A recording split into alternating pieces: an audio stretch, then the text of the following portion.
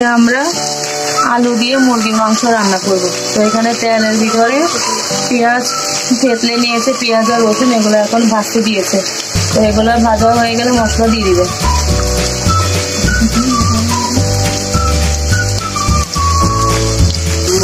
এখানে পরিমাণ মতো হলুদ দিয়েছে। মাংস রান্না করবে যেহেতু যতটুকু পরিমাণ হলুদ লাগে ওইটুকুই দিয়ে দিয়েছে এখানে।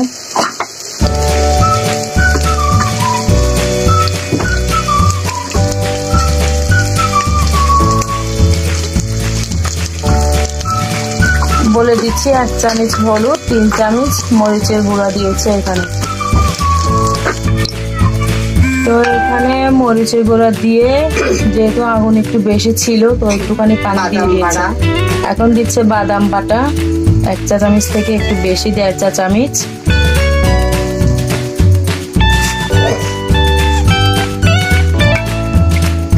এগুলো একটু নিয়ে দিচ্ছে।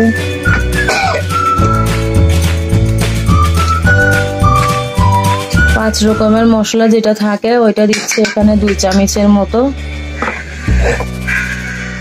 এই মশলাটার কথা আগেই বলেছি আগের ভিডিওতে, তো আপনারা সবাই অবশ্যই ভিডিওটা দেখেছেন।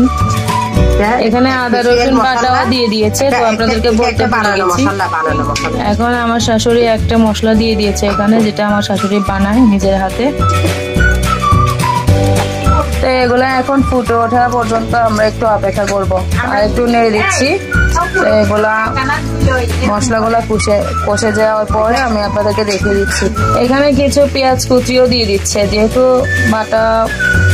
উনি বাটা মশলার সাথে পেঁয়াজ কুচিটাও একটু ব্যবহার করে রান্না করার সময় মাংস।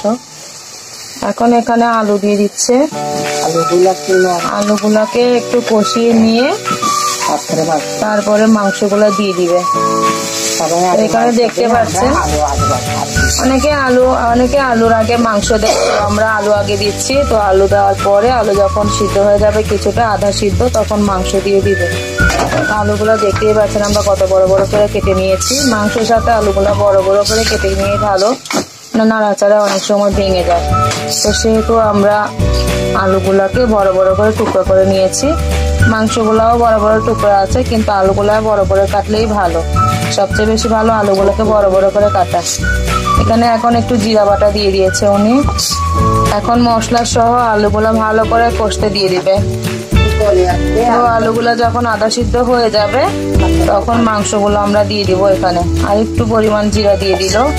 আপনারা জিরা ভাজাও দিতে পারেন গুঁড়ি করে। তো আমাদের এখানে আমার শাশুড়ি মা এটা ব্লেন্ডার করে বা পাটায় পিষে নেওয়া এটাই উনি পছন্দ করে, তো বাটাটাই দিয়ে দিয়েছে উনি। আপনারা দেখতে পেয়েছেন এখানে বেশিরভাগ আমরা বাটা মশলা ব্যবহার করেছি।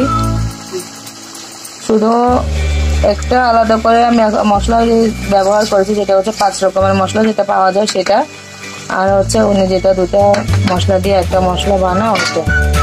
তো আপনারা যদি কেউ জানতে চান যে মশলাগুলো কিভাবে বানায়, তো আমাকে অবশ্যই কমেন্ট করবেন, আমি কমেন্ট বক্সে জানিয়ে দেবো। আর এই জন্য প্লিজ আপনারা একটা লাইক করবেন, চ্যানেলটাকে সাবস্ক্রাইব করবেন, শেয়ার করে দিবেন। আপনাদের কাছে এটা একটা রিকোয়েস্ট থাকবে। নিত্য নতুন ভিডিও দেখার জন্য অবশ্যই আমাকে ফলো দিয়ে রাখবেন। তো আমার চ্যানেলটাকে ফলো দিয়ে রাখবেন নিত্য নতুন ভিডিও দেখার জন্য। কি কি ভিডিও দেখতে চান অবশ্যই আমাকে জানাবেন। দেখতেই পাচ্ছেন আমরা কত বড় বড় করে মুরগি কেটে নিয়েছি। তো আপনারা আপনার মতো করে কেটে নেবেন। বড় করতে পারেন, এর থেকেও বড় করতে পারেন, বা এর থেকে ছোট করতে পারেন। কলিজাটাও আমরা এখানে দিয়ে দিচ্ছি। তো আপনারা দেখে নেন কিভাবে আমরা এটা রান্না করে ফেলছি। তো এটা আমরা পোলাওয়ের সাথে আজকে খাবো। তো যেহেতু আমরা পোলাওয়ের সাথে খাবো, তো এত বড় বড় করে আমরা কেটে নিয়েছি। তো এটা আপনারা যেহেতু আলু দিচ্ছি এখানে আপনারা রুটি দিয়েও খেতে পারেন। আপনাদের ইচ্ছা, পরোটা রুটি যেটা দিয়ে ইচ্ছে আপনারা খেতে পারেন। তো এখানে আলু প্রায় অনেকটা কষে গেছে। তো আমরা এখানে একটু নাড়াচাড়া দিয়ে দিচ্ছি। দেখতে পাচ্ছেন এগুলো কেমন হয়েছে। তো আমরা এখানে আরেকটু পরিমাণ অপেক্ষা করব, এটা আরেকটু সিদ্ধ হবে, এখনো ভালো করে সিদ্ধ হয় নাই। তারপর নাড়া দিয়ে দিলাম। এখানে আরেকটু হতে থাকুক। তো যেহেতু মুরগির মাংস দিয়ে রান্না করছি, মুরগির মাংস তো এখনকার যে দাম জানেন আপনারা, তো তারপরেও আমরা রান্না করছি আজকে খাওয়ার জন্য। তো মুরগির মাংসগুলো বড় বড় করে কেটে নেওয়ার সুবিধা হচ্ছে এগুলো নাড়াচাড়া ভেঙে যায়। তো জানেনই তো আপনারা ভেঙে যায়, তো আপনারা এর থেকে আরো বড় করে টুকরা করতে পারেন বা ছোট করেও করতে পারেন, আপনাদের ইচ্ছে। তো তেলের ভিতরে ভেজে নিতে পারেন, আমরা তেলে ভাজতেছি না, এমনি রান্না করে ফেলি। তো আমাদের আলুগুলো সিদ্ধ হয়ে গিয়েছে, দেখতে পাচ্ছেন দর্শক আপনারা। তো আলুগুলো সিদ্ধ হয়ে যাওয়ার পর এখন আমার শাশুড়ি মা এখানে মাংসগুলো দিয়ে দিচ্ছে। তো পোলাও রেসিপিটা আপনাদেরকে দিলাম না, কেননা পোলাওটা তো আপনারা অনেকেই রান্না করতে পারেন।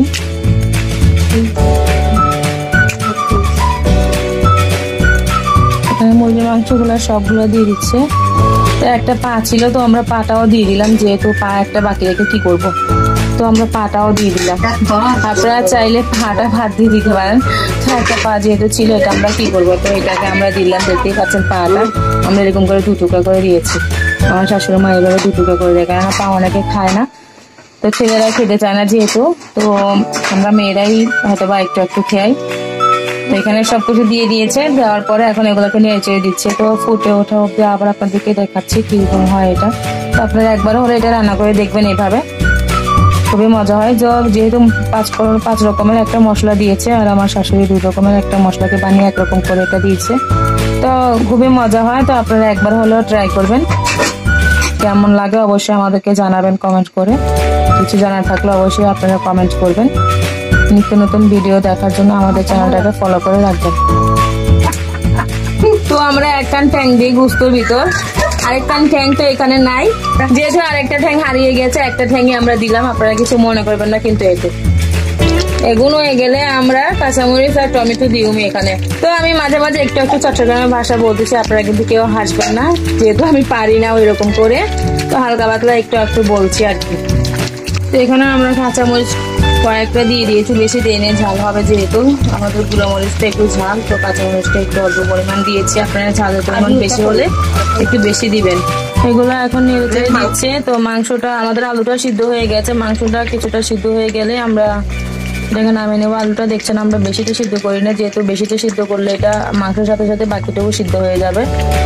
এখন আমাদের মাংস সব সিদ্ধ হয়ে গেছে, এখন কিছুটা পানি দিয়ে দিচ্ছে এখানে।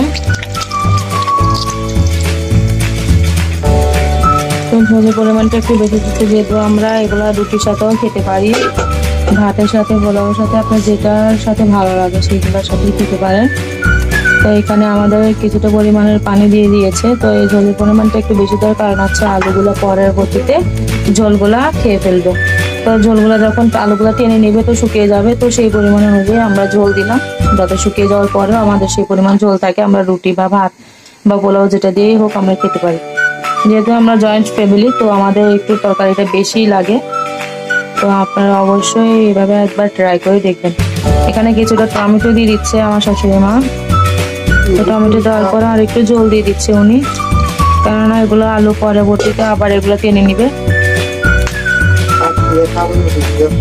তো আমরা এটা আজকে যেহেতু আমরা হালুয়া রান্না করেছি, হালুয়া রেসিপিটা আপনাদের দিয়েছি, তো এটা আমরা রুটি দিয়েও খাবো। তো আপনারা দেখে নিলেন, তো ভালো লাগলে অবশ্যই একটা লাইক করবেন, কমেন্ট করে জানাবেন কিছু জানা থাকলে।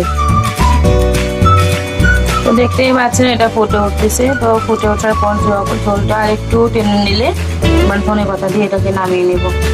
আপনারা অবশ্যই সবগুলো ভিডিওতে দেখেছেন হয়তো, আমরা টমেটো সব তরকারিতে দিচ্ছি, ব্যবহার করছি। তো আমার শাশুড়ি মা চট্টগ্রামের যেহেতু, তো উনি এগুলোতে সবগুলাতেই উনি টমেটো ব্যবহার করে। তো আরেকটা চুলাতে আমরা পানি সিদ্ধ বসিয়ে দিয়েছি, যেহেতু আমাদের ওয়াশারের পানি খেতে হয়, এগুলো সিদ্ধ ছাড়া খাওয়া যায় না, তো এগুলো আমরা এখন সিদ্ধ বসিয়ে দিয়েছি। এগুলো দেখতে পাচ্ছেন এখন ফুটে উঠেছে, তো আমি এখানে ধনে পাতা দিয়ে নামিয়ে নিব। তো ঝোলটা প্রায় শুকিয়ে গেছে, এটা নামানোর পরে আরো ঝোল টেনে যাবে, তো যেহেতু টেনে যাবে তো সেই অনুযায়ী আমি ধনে পাতাগুলো দিয়ে নামিয়ে ফেলছি। তো আপনারা দেখতে পেলেন এটা কেমন হলো, কেমন কালারফুল হলো। তো অবশ্যই আপনারা জানাবেন কেমন হলো, কমেন্ট করে আমাকে জানাবেন। কিছু জানা থাকলে অবশ্যই জানাবেন, আর নিত্য নতুন ভিডিও দেখার জন্য অবশ্যই আমার চ্যানেলটাকে ফলো দিয়ে রাখবেন, সাবস্ক্রাইব করে রাখবেন। দয়া করে প্লিজ আপনারা একটা লাইক করবেন, চ্যানেলটাকে সাবস্ক্রাইব করবেন, শেয়ার করে দিবেন ভিডিওটাকে। ভালো লাগলে অবশ্যই আপনারা একবার হলেও রান্না করে দেখবেন। আপনাদের কাছে রিকোয়েস্ট থাকলে অবশ্যই আপনারা একবার হলেও এটা রান্না করবেন, আর আমার চ্যানেলটাকে প্লিজ প্লিজ প্লিজ লাইক করবেন, সাবস্ক্রাইব করবেন, শেয়ার করে দিবেন।